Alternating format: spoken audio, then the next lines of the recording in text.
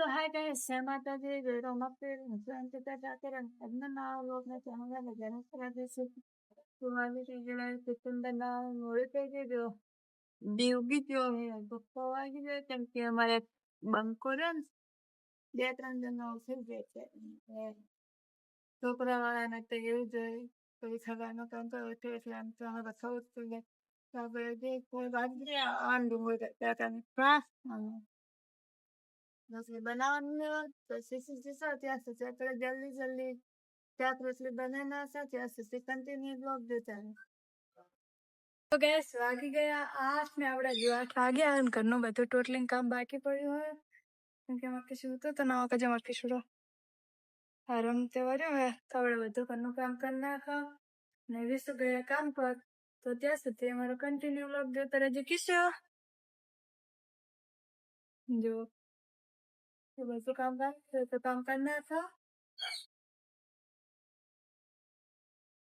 તો ગાઈસ ઘરનું કામ આપણે પતી ગયું ખાલી અંજવારી પોતું બાકી છે અને કપડાં ધોવાનું બાકી તો આપણે કિશુ ભાઈ ગયા હતા ભૂખા તો જો સેવ ખવડાવો હા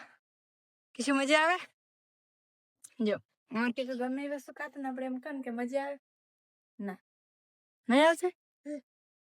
તો હું લેવા ખાય નહીં ખબર બોલાવો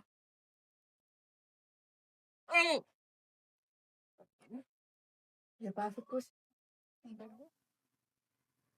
મજા આવે કિશુ મજા આવે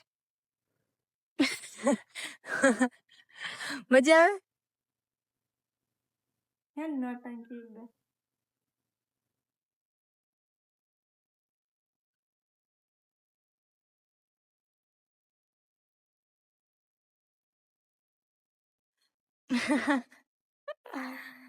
એવી રીતે તો ગાઈસ આપણે કિશન સેવ ખવડાવવાનું તો ખવડાવી ના ખાજો કિશન જાતે ખાય પણ ટોરે જબર ખાય આટલું ને ટોરે આટલું તો ગાઈસ વાગી ગયા બપોરના 12 એટલે 12 થયા તો આપણને લાગી છે ભૂખ તો આપણે ને જમવા બેસીએ ડુંગળી અગર કેળો હોય તો હે તો જમી લઈ જવાનું તો બધા તમને શાક અને રોટલી બનાવી તો જમવા નમક ચટણી ગાઈસ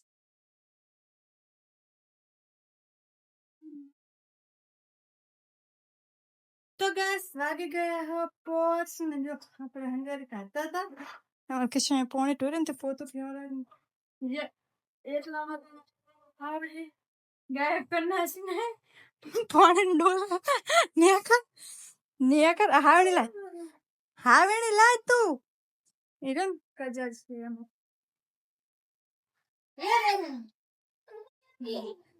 ઉપર અલા ઉપર એને અમારે ગાઈસ બાર પવન હે તે નાખે થોડી ઉડી નાઈ જો સેપટ ભરે છે કે જો વાગી જાય રે આતન બેઠી છે કે સગડી ના બતાવે પૂરજે નો ફકર નાખે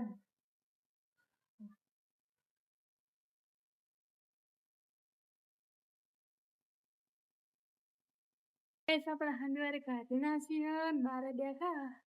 તમક જો પવન કેવો જોરદાર ના મજા આવે ભાઈ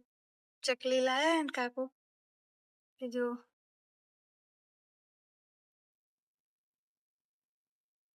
શું કરે તું એને વિરમ કાકો ચકલી લાયા ને તે લઈને છોત્ર બોલાય કિસુ પૂરી કરી નાખી દૂધ